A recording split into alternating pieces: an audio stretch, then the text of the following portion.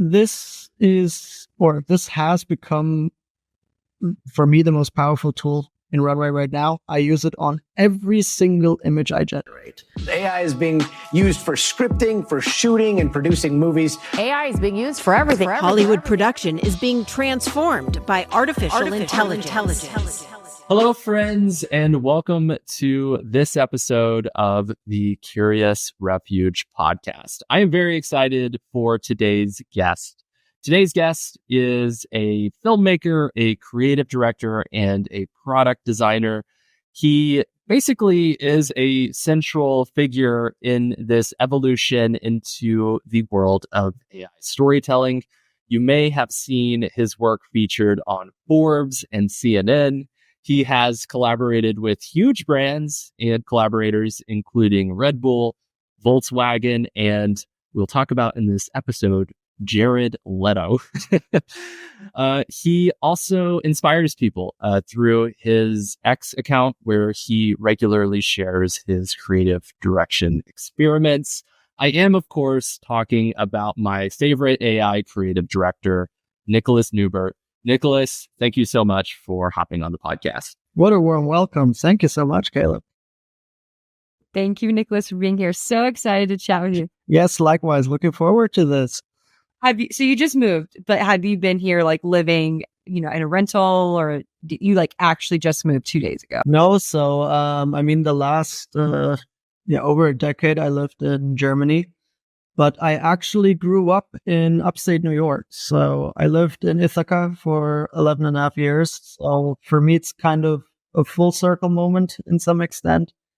So the very much the seed of just, not sticking to one location, being open to kind of shift your careers in that flexible ways.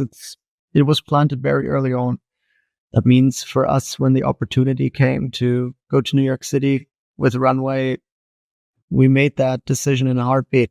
I love that. And I guess, could you maybe backtrack just a little bit? I would love for people to learn how your creative career evolved and then what led you to make that decision to move on to the Runway team. Yeah, sure. It's definitely not the traditional trajectory. So I come out of a physicist's household. Both my parents are in physics. That means I kind of always was the creative black sheep in the family. But it always kind of accompanied me as a hobby or passion topic. That means when I finished school, didn't know what to do with it, so went to go study international business, and was very fortunate. I started working in my first semester. I was fairly early and eager to kind of just jump into the work world. And I was very lucky to have a mentor that kind of picked up on the creative talent that was there. And she was like, "Do you really want to be a consultant? Are you sure about that? Why don't you try out creative strategy?" That was basically that first branch that got me into that track. And at the time, I would say UI, UX design was really starting to pop off. And it just took a couple of months, basically. And I really transitioned from being a consultant to creative strategist to kind of shifting into designer role. It wasn't a big company back then, so it was relatively flexible and startup-y, and you kind of did everything as a designer there, right? From taking to creative assets to websites. But that was kind of the founding stone of that, what got me into the product design career. And that was what I essentially did the last 10 years, from little startups all the way up to the corps like Volkswagen, doing product design, design management. That was basically my life, my career path. And of course, 2 years ago, AI started popping up. But being the perfectionist I am, I was like, okay, yeah, cool tech. But after playing around with it for a couple of minutes, I kind of dropped the ball on it until last year. Pretty much 1 year ago, beginning of April, Gen AI started popping off, and I started kind of putting my creative energy into just creating stuff, sharing it on Twitter. And that went on to go until end of July. Runway launched image to video, and we did that one little video that a couple of people saw. And that's essentially when I got into touch with Cristobal directly. So, CEO of Runway. And then we DM'd a couple times, like back and forth, and then kind of from both sides pretty fast came to the conclusion, hey, why don't we want to work together on a different level? And the rest is history. So for me, it's kind of really this going back to America, but also kind of after a decade going back to that passion of really creativity, art, and tech, and being able to pursue that, what kind of started the whole thing a decade ago, right? So that's why, for me, really full circle moment right now. That is so cool. And I feel like there's so many different things to unpack in light of what you just mentioned. The first being, you said, really you had this career in consulting that kind of transitioned into product design for about a decade. I'm so curious, just for those listening who might not be as familiar with the process of product design and what goes into that creative process, could you explain kind of what those clients were like, what the creative projects were, and kind of what your role was in that? I mean, in general, product design, of course, in the software realm, it always consisted out of just making sure to build apps, websites, or web services as user-friendly as possible. Given the creative background, I also always had a large focus on that it looks nice and pretty. And because of the business studies, I always was I positioned myself a little bit holistically. So I usually already started a little bit earlier than the software teams began discussing a little bit of product strategy, or if we were building a brand, what is that brand, right? So the focus very much building software and apps, but for me personally, a little bit more holistic also on the business side, just making sure that there's a well-rounded package there for users to enjoy. And I'm so curious because I think one of the things that you bring to the table is such a high level of creative direction and curation. I think your work, perhaps more than anyone else, I think you might be my favorite creative director that uses AI at this point.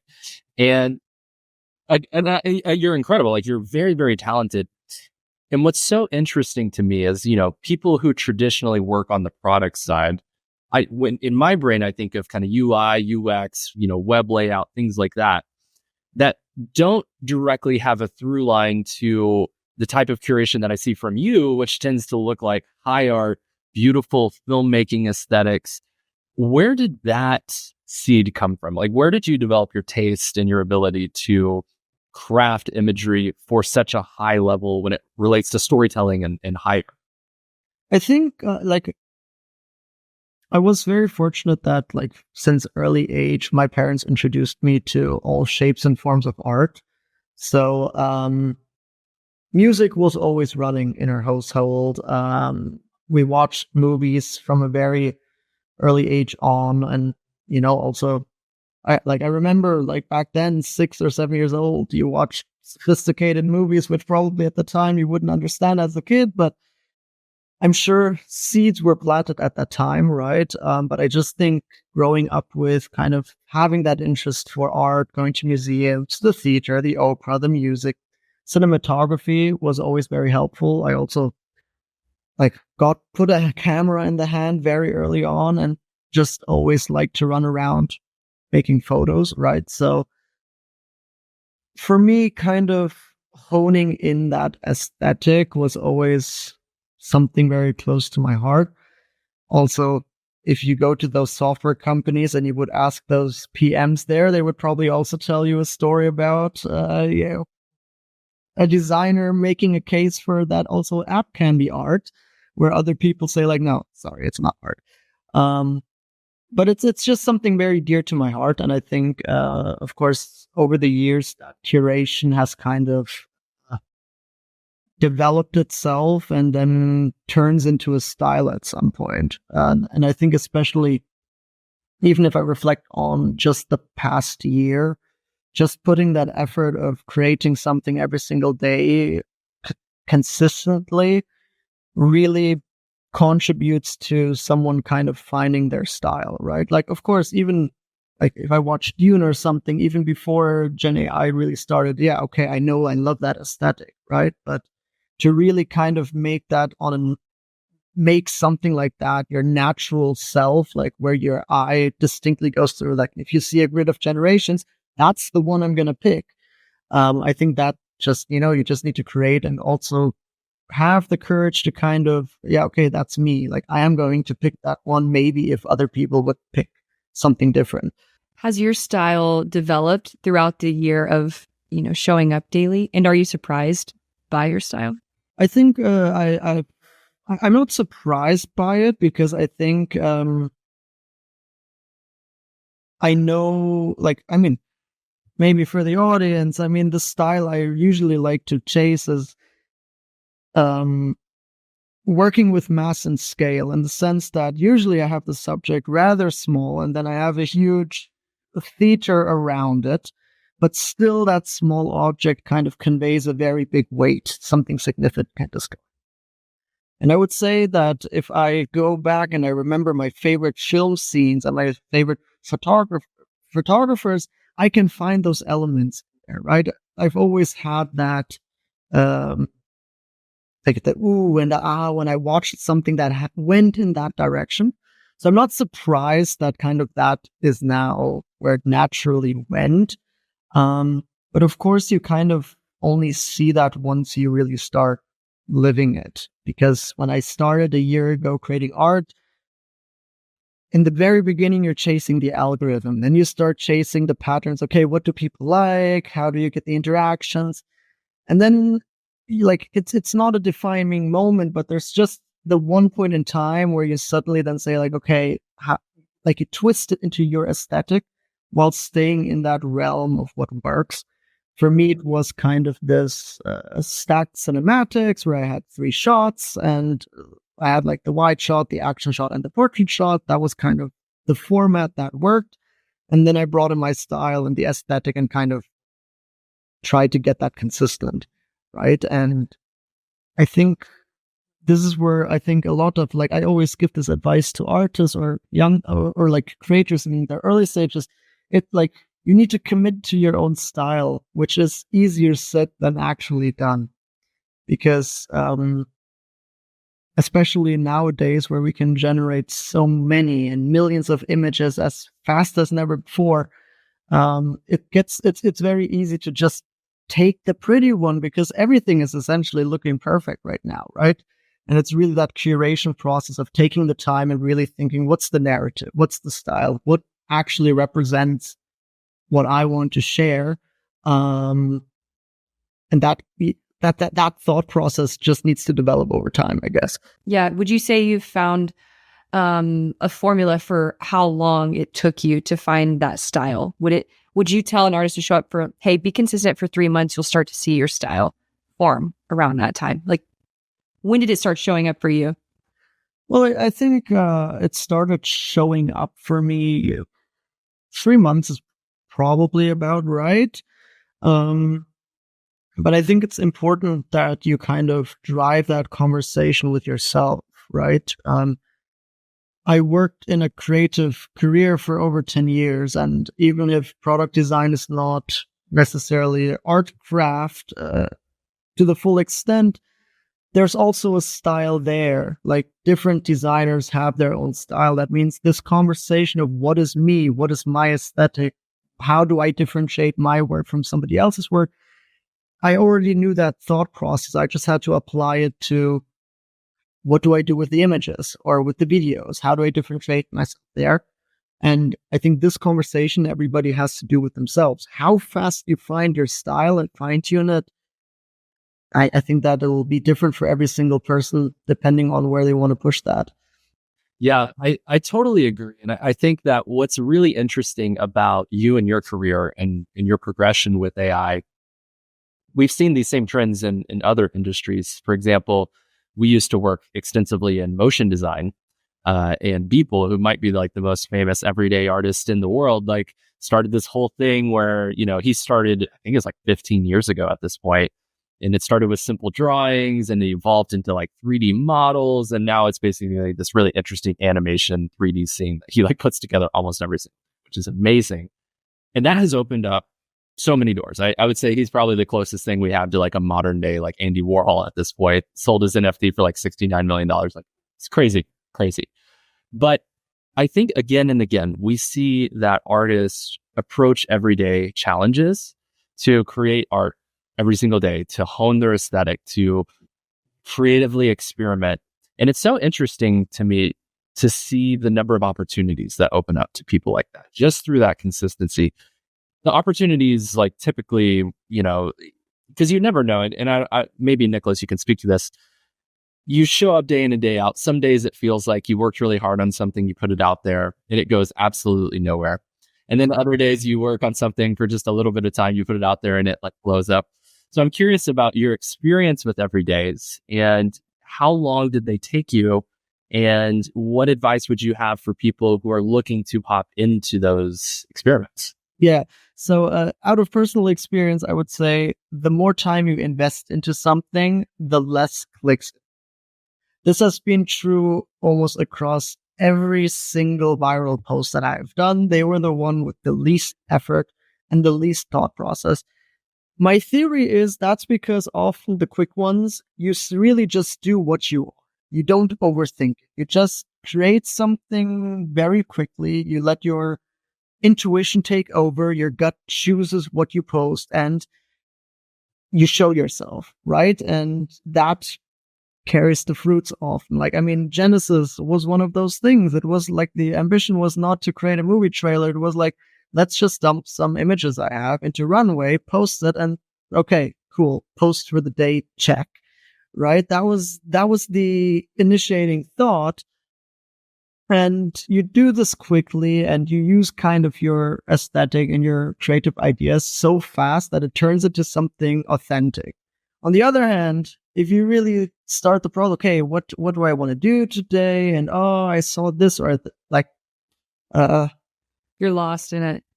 You're like, you saw a great movie, it inspired you. You're thinking about, okay, how do I do something that really fits in there? And you do advanced prompting and great editing. Yes, you'll pick up the creative people, but often it doesn't really exceed because it's kind of designed to be this flashy thing. And honestly, especially if we're looking on Twitter, everything is flashy right now. Like there's such an oversaturation of great looking stuff. That sometimes the authentic and the simple stuff, they're simply much more superior. Even if I go through the timeline, I like the things that stand out is when I see the artist simply being like, this is me, like no big story on what it is, but yeah, it's just something I created over brunch, right? Those are often the things that just stick out. Yeah, I feel like that's really helpful. And I wonder about your opinions on balance because, in one sense, having these quick projects, quick experiments just to test yourself day in and day out, I think is really healthy. In the other sense, it's like you want to be able to bring your own creative storytelling to the surface. A lot of times the things that have the most impact on your life or on the life of the potential audience isn't the thing that has mass market appeal. And so I'm curious about, like, for you personally, how do you balance that? Is it kind of one thing that may be a little more interesting and visually aesthetically pleasing versus one thing that's, just something intrinsically that you've been wanting to look at, or is there no strategy at all and you just kind of chase whatever current you're feeling that day? I think it, like, if I talk about my social platforms, I would say it transitioned over the past year. I think when I started, it was very, very strategic. When I was kind of like, I would say I was in a growth stage until like 15 or 20K. Like, I mean, I don't know if you know this. I've shared it before on socials. My goal for last year was 1,000 followers. Like that was the goal. Like I didn't expect anything more. So when I hit like 10 or 12K, for me, a lot of these growth strategy stuff, I just threw them out of the window because I was like, okay, cool, I have a platform. Now I just transitioned to being myself. But for that beginning part, it was very strategic in the sense of looking at what is happening on the platform. I guess where I tried to diversify myself a bit is I swam the other direction. I actively looked, what is the most thing I'm seeing on Twitter right now? And I went exactly the other way. I went a different color grade. I went like, if my Twitter timeline was warm, I went cold. If it was filled with anime because there was a new model update, I went photorealistic. So it was really kind of growth hacking the timeline in that sense. But at the same time, I didn't get really any projects during that time either. The projects started happening the moment I flipped the switch, and I really didn't care anymore what the timeline said, because at some point when I was happy with kind of the following, I was, okay, now I'm just going to post what I want. I'm really just going to dive into my style, hone it, and own it to some extent. That's where things really got interesting then. That's when people, like, different people started to pick up your work. You kind of broke out of that bubble of, like, the Twitter community for AI is great. It's super friendly space, but it's a bubble at the end of the day. And I think there's the really exciting opportunities right now. They exist outside of the bubble with people that either are still skeptical or they don't quite know how to get into that bubble yet. That's where a lot of these exciting opportunities are, where you get to kind of talk with really creative people and mix old and new technologies for really interesting projects. And can we talk about a really interesting project you worked on? You collaborated with Jared Leto for 30 Seconds of Mars, like a music video project. How did that happen? I have to hear everything. I'm obsessed. It's so cool. This was like 48 hours after Genesis dropped. Like, I remember like things that it was a crazy night simply because I guess everybody, like, I remember other old YouTubers or big influencers always saying that the first time going viral, it's not the most pleasant experience. Like, you think it's cool, but it's not necessarily cool in every regards, right? And it was this point in time where it wasn't overwhelming, but you kind of like, okay, there's suddenly Forbes that wants to talk to you, and there's the CEO of the company that's building the product that wants to talk to you, right? It's just a lot going on. And I remember it was like 2 or 3 a.m. at night, sitting on the phone, and I get a DM like, hey, an artist wants to work with you. Very casual DM, and you're like, yeah, sure. Who's the artist? Artist is Jared Leto. Okay, I didn't sleep that night, right? But like, I think the next day I was FaceTiming Jared, and in this case, it really was, it goes back to the conversation we had prior. It really was, the brief was, use your style. Do what you do. Like, these are the different projects we have.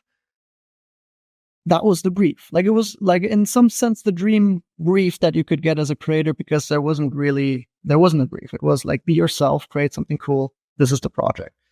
And yeah, like, it kicked off there. We pinballed ideas, created different assets, and yeah, that's how it came to be. But like, I mean, the collaboration in itself was very, very easy, very pleasant. In October, he was in Cologne. We were backstage with him, got to meet him also in person. So it was a very cool experience to have. That's so cool. And what I love about that is it's not like you had this master plan to work with Jared Leto. You just created something, and that opportunity organically came about. Yep. I'm so curious about the experience of going viral for you, because we actually went viral, I would say, about 3 months before you did for AI stuff. And it was a very similar experience. It's overwhelming. It's exhausting. It's awesome. It is every emotion all at once. And you have no idea what's happening, but you're like, I feel like this is important, but I cannot even comprehend what is happening. And there's no framework to process it. There's no, like, I mean, at least that we found, there's no like guidebook. Like, what do we do next? What call should we take? Which is important? Is this email important or is this one? It's like a lot. Absolutely. And I'm sure I missed a lot of things. I now learned that LinkedIn deletes friends requests after a certain time, but I remember I had like over 4,000 requests. I completely gave up on my LinkedIn. I had events last year. People were like, "Oh, like I asked you to LinkedIn, like, but you never accepted." I was like, "Sorry, like you just can't catch up, right?" And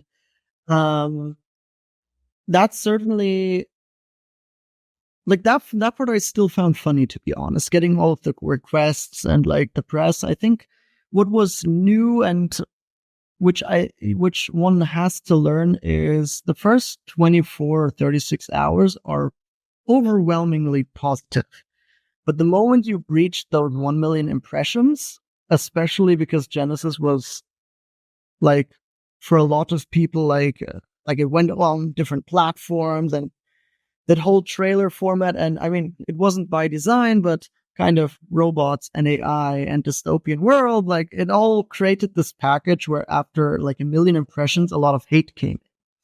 Like, where it wasn't like back then I still had all my notifications on, but it was like, okay, most of the retweets you're getting are negative. And this is just something you kind of need to learn to deal with, right? To not let it get to you. And in this case, okay, cool. There's a great community there. I had Forbes and Cristobal the chat and with Jared, so I had enough positive stimuli. So I knew like, okay, all good. It's just haters, you know. You did something here, right? But those are certainly like I said, you get chased by all of the emotions in that point of time, and I mean, it stays alive for a week or something, or like at least a weekend and a couple days into the week. It's not like it's over that quick either. How did you process all of the negativity that started coming your way? Just blocked it out. I mean, in general, I never have blocked a single person on Twitter as well. Like, never blocked anybody, never really, removed somebody out of a thread, right? I always try to be like, hey, you know, if there's a mean comment, you just let it there. Like, it'll get buried. Like, the algorithm will take care of it. This was just to a different degree then, and that needs to be processed, right? You suddenly don't have 10 or 100 notifications, you have thousands of notifications. And you're actively scanning through them as well, right? Because you're trying to cherry pick where are the good ones, where are like exciting opportunities. That means you're reading every single comment, you're reading every single notification that's kind of coming in. Yeah, no, I think that we definitely can empathize with you. It definitely, I think certain channels at a certain point were just like, we give up. We wave the white flag. We're going to email. A huge reason we started even this podcast was because of the hate we were receiving after going viral. There was a channel that made a video about Curious Refuge and what we believe about AI art and really about Caleb. And we were just like, oh, that's interesting. They didn't interview us. Let's use our own voice to talk about what we believe. And so that was a huge reason why we decided to launch and have these conversations, is because it's important to share what your thoughts are on these things and not, you know, have other people share for you. Definitely. And I think, I mean, there are also a lot of creators, especially smaller ones, where if they have something like this, even if it's not to the degree like from you guys or Genesis, even if it's just 100,000 likes,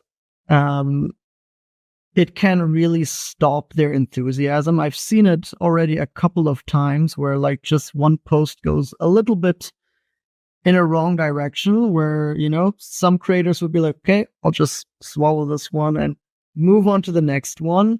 But that's why I find it super important also, you know, for other creators to always keep in mind, like, just keep on doing your art. There will always, like, especially us now, we're in such a subjective field, there will always be people that will not agree with your opinion or will not like your taste or not like your style, right? They will always exist. So I find it very important that this doesn't kind of demotivate someone to then not pursue that vision that they have. I love how you use the words just 100,000 likes. I think that's very funny, and that says a lot how popular you are. So going back to what Shelby was talking about, because I do really think it's important to chat about the future of creativity, because we're going through a creative change that is dramatic, and so many people are comparing it to the Renaissance. I'm curious, from your perspective, how are you viewing the changes that are happening to storytelling and creative art? Where do you think, at least being someone who's boots on the ground using these tools day in and day out, where do you think we are versus where we are going? And I guess not to project too much philosophy, but what is our relationship with these tools as artists going forward? Personally, I only have positive stances on this topic. Ultimately, I think what we're seeing right now is the accessibility barrier is as low as never before. On the one hand, it allowed myself to kind of take the creative energy that I had and kind of funnel it into something that I would call art.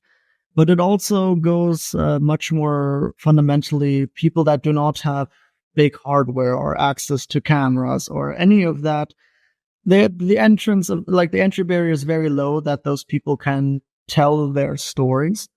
One of my favorite, I know a guy, Northern Europe. He doesn't have a well-paid job, but he really turned into one of the best artists in the style that he kind of portrays on socials, right? Like, this was an opportunity which he just took because he suddenly had the access to just create stuff which looked phenomenally good, which otherwise you probably would have never had. So from that perspective, I really think it just is a door opener. I think so. That's the accessibility part. In the more professional sense, it's for me just a tool. Like, I think often the conversation goes into replacement of human craft, or is this really art? For me, it's, on the one hand, I think like human art is right now gaining more value than ever. I think it's really like somebody that really does know how to paint or knows how to do a phenomenal film or something. It gets more recognition. Like it's really like, okay, they mastered the craft. At the same time, it's a tool, right? I really view it as just another tool, a toolbox. And I mean, I just watched The Creator on the plane, $3,000 camera. We probably all watched Dune, also a different approach to CGI. I think it's with time, like a new wave of creators will emerge that will be home in the AI world. But at the same time, there will be artists that continue to master the craft with other tech, and there will be the middle ground where people start mixing and matching different techniques. That said, I do think, which is not necessarily a bad thing, but it's just a thing. I think the general bar of average will drastically increase, which I think will ultimately it will raise the bar of every creative, but it will just kind of, in a professional, in a business sense, especially if you're thinking like, okay, contract work, or how do I work with a brand,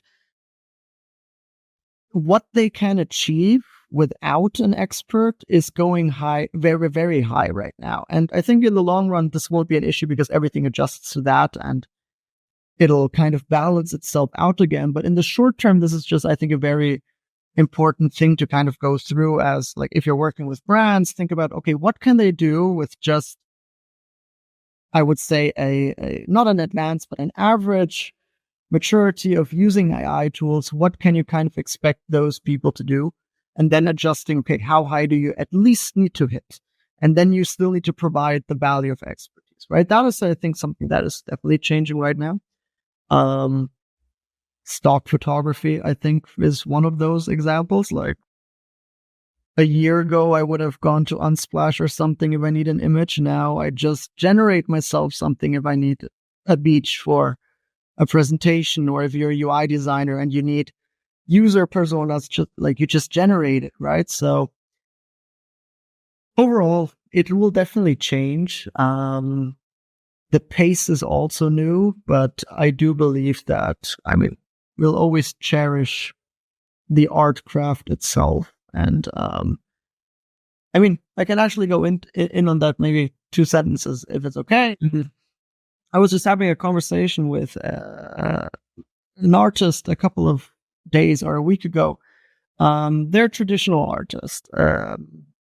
Traditional in the sense they don't use any AI for their work at all. And we were discussing some of their pieces, and the conversation was never how was this piece made.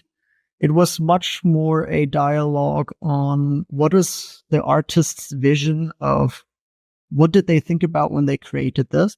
I shared how I interpreted that piece when I saw it. And in the conversation, you then kind of form this one, okay, how do these two things come together into a bigger meaning for the piece as a whole, right? And this conversation took hours. This is exactly the conversation about art. And not once was the question like, okay, how did you create this? Or was it created by AI or not? Like, this was absolutely not relevant. Like, of course, maybe if you're buying a painting for your house, at some point you will ask yourself that question. But for the art in the moment, for me, it's irrelevant. Like, I much rather talk about the story behind the piece and not really that. Like, I don't care if it was generated by AI, by humans, or something else altogether. Yeah. So what I think I'm interpreting when you're saying that is that for you, it's much more about your interpretation of what you take from the artwork as opposed to the promenades and like what went into the creation of the piece itself. Is that right? Not quite. Like, I'm definitely interested in what went into it from a story perspective, right? I want to know what the creator thought about. I want to know what is the story behind the piece. I just don't care if it was a camera, AI, Blender, or something else, right? Like, it doesn't change the story for me, essentially what the idea is. And of course, there are certain crafts where maybe also the craft is a very important part of the artwork itself.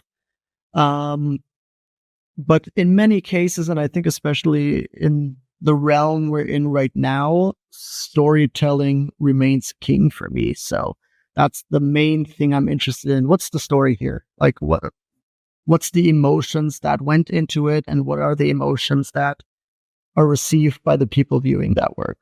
Yeah, it reminds me, like, when you think about art, it reminds me of that story about Marcel Duchamp. I'm probably saying the name wrong, but where he basically took the urinal and like placed it and called it art. It was like 1917. And people were like, this is not art. And it's like, who's to say? Like, if you as the viewer are interpreting this and able to see art, like, who's to say what is and isn't art? I think that's so good, Shell. And I'm actually really curious, Nicolas. I know we've gone a little long here, and so I would love to begin to wrap up. But I think that there are some very practical insights that I think you have as it relates to working on AI projects that I would love to ask you about. So I'm just so curious if, maybe off the top of your head, if you could share maybe 3 to 5 tips for people who might be listening to this podcast on what they can do to get just maximum quality from the work that they put together, whether it's AI video, AI imagery, music, sound effects, whatever it is. I would love if you could just share maybe some things that you've come across recently or some best practices that you use. Yeah, so if we're talking about quality, I think, to round back to the beginning of the conversation, it's really honing your style and kind of using that to also feel consistency. That I think is it's not the easiest thing to learn, but it's absolutely worth the exercise, because if you know your aesthetic, it's very easy to be consistent. And especially with AI, we're often battling consistency because we're working with randomness here. So everything that you can do to kind of get that needle to point more in the right direction is worth a lot. So training the aesthetic is very important.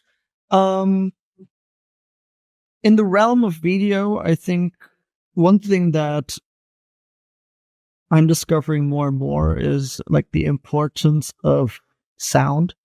So music has always been a huge part of my life. I have music running 24/7. It's the way I control my creative mind, essentially. Like I can put myself in any space of mind simply by turning on specific tunes. But it goes a long way when creating even short videos that you just want to post on socials. If you really kind of, and it doesn't have to be fancy sound effects. I'm just talking about a little bit of ambient music and like one sound effect for something that you're seeing on screens. If you have a forest, put leaves there. If you have an ocean, put waves there. Something simple. It still goes a long way because it just involves more of the senses and it just makes the whole thing that much more immersive. Which often is like the differentiator between two videos where the people will stick. Simply, this one has a little bit, it's just more interesting because of the soundscapes. Another tip, but I would say this one is more like for the inspiration gathering phase, is don't necessarily believe everything you see as AI generated and take it as this is the raw output. Because the quality of all of these models is getting better every single day. And I guess everybody that's kind of playing in that social media playground and trying to, like having fun there, you think about, okay, how do you differentiate yourself? And you always need to combat better getting models. That means we have upscaling. We have VFX artists that know how to incorporate engines or other software to enhance their generations. Or, I mean, if we look at the work from Paul Trillo or other directors, they also use Runway, and you sit in front of their work and you're like, where, right? Because they just have so much magic that goes in on top of that. And I think this is very important to be aware that you don't get frustrated by your output generations. But that, okay, people go beyond AI because they mix tools, they mix their expertise and where they know their creativity works, right? They take all of that together and they create something. So this is, I think, very important on that end. And maybe the last tip on the project side, because I get this a lot, just cold email your dream projects.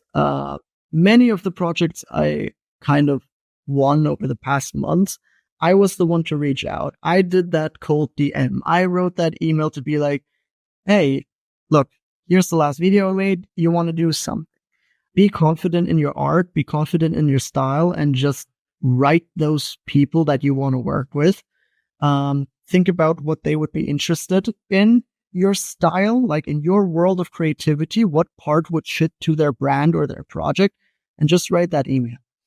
A lot do not come back. Like, you don't want to be too helpful, but some of them, they do come back. And I just see a lot of people waiting. They wait for that DM and just take the action. I think that's really an important tip, especially because there is so much great talent out there. If they would just put together that little reel or that little website and they would send it to 10 addresses, they would get a project. Like, I can guarantee that. That's so good. I think a lot of folks are scared of the rejection, but I think that's an essential part of growing creative career, especially as a freelancer. So that's really good advice. Rejections feel even better when those people come back after a couple of months and then they'll want to work with you. It's so good. We've had quite a few of those, and it's definitely satisfying. So one quick question before we move on to rapid fire questions. Did Do you use ChatGPT to formulate any of these cold outreach emails, or is this entirely you? I'm actually hardly a GPT user, I've found out. Like, I mean, I do the occasional fix grammar and stuff, but I still write all of my captions, all of my storylines. I do that all by myself. Well, you can tell because yours are very good. What? Well, this has been such a fun conversation, and we typically end our shows with some quick questions, rapid fire questions. Sometimes we go into tangents. They're meant to be quick, but let's see what happens this time. I love it. Cool. So, a few questions. If you could work with one famous artist of any kind on an AI project, who would it be? Well, right now I would definitely say Dennis, like director from Dune. I think that is an easy one for me right now. I'm a little bit captivated by that movie right now. I love Dune. It was so good. How many times have you seen it? 3 times. Oh, love. With that Dune project that you released recently, were you kind of trying to like throw a shoulder and be like, hey, check out my project. Maybe we can collab on Dune 3. No, I didn't, but maybe I should follow up on that. Yeah. What are you most excited about being in New York City? For me, it's I'm most excited for just the reset. I mean, I basically left behind a decade career in product design, a decade living in Germany, and really starting kind of with fresh eyes in a place where I'm very passionate about. And I'm just looking forward doing it in New York City, where there's great creative energy here. There's a lot of inspiration. It's a lot to take in. So I would say that's what I'm most excited for. What is your favorite non-filmmaking thing to do in your free time? My favorite non? No, I think, I mean, I have a puppy, so of course, love spending time with the pup. Okay, what kind? Tell me everything. Toy I poodle. need it all. A poodle? Yes, Oh my gosh. What color? red. Cute. The poodle in your apartment right now? Yeah. Can you get the Of poodle? course, Is that I got possible? it. Oh my gosh. I did not expect this today. We should show Nicholas our dog too. Which one? It's Neubert. Let's stick me off. Hey. Oh, Oh my gosh. So cute. What's its name? Nusha. Nusha. So cute. Is it a puppy? Whoa, So how? no, 2.5 years. But Okay. So she's sweet. small, little teddy bear. Here are our dogs. I'll just like tilt the camera because they're just both Yeah. cuddling. Chester, Molly. Cute. She's like, oh, what do you want? Oh, they're so sweet. I love dogs. I was just telling a friend, I could sit outside and just watch my dogs for a whole hour and be so satisfied with my time being spent that way. Just like watch them sit and do life. It's just great. I would say I always have a fascination for anything that kind of regards to worlds in a sense, right? So be it art, be it video games, be it movies, be it a good coffee table book, right? Just kind of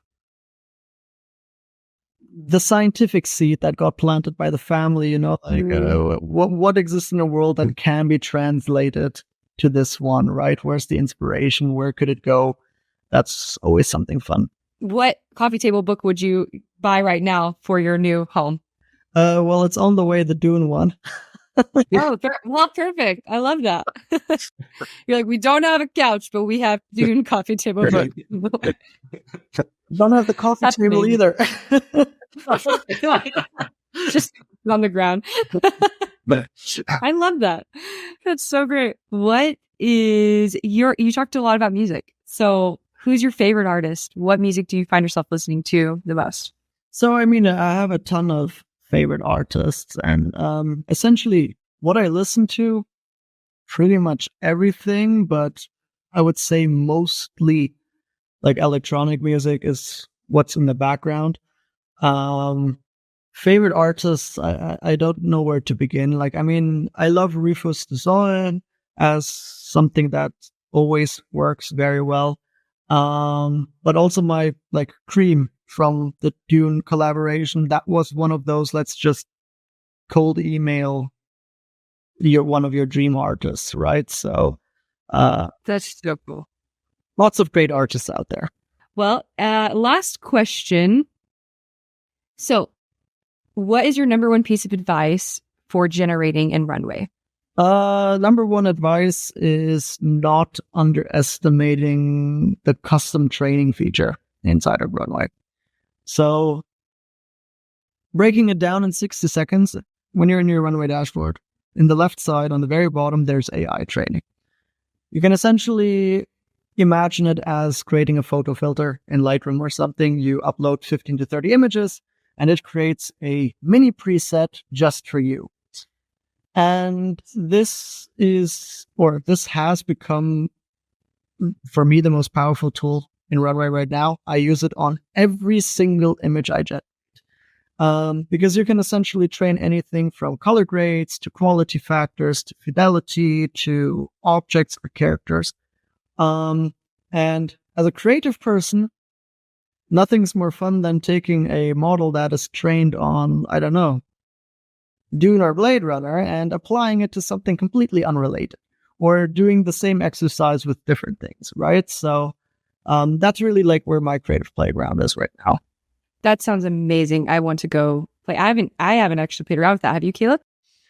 No, I have not, but I love that Runway has so many features like that go under the radar. I think so many people are just like image to video. That's like when they think of Runway, they're just image to video. But there are just so many helpful things inside of Runway. It's incredible. Yeah, I mean, we have over 30 tools, right? And we also have a host of post-edit tools available, which also a lot of people use. But inside of that AI bubble, they're a bit under the radar, but always worth exploring what's in there.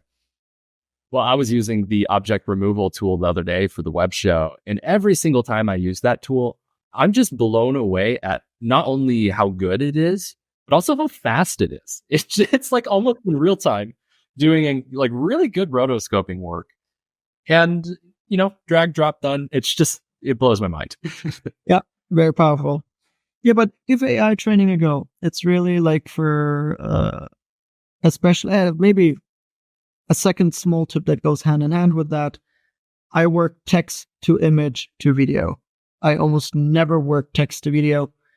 For the reason, imagine it as if you're working text to image to video, you have a checkpoint on the image stage where you can kind of decide, do you take that to video? Do you want to go into a little bit of editing? Do you want to tweak it in some ways?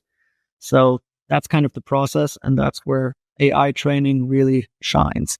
Well, I love that tip. And I think on that note, we will wrap things up. Nicolas, thank you so much for hopping on the podcast. And thank you for everything that you've done for the creative community. I feel like you've been a central player in this transition to using AI and storytelling. So seriously, thank you so much, man. Thanks for having me.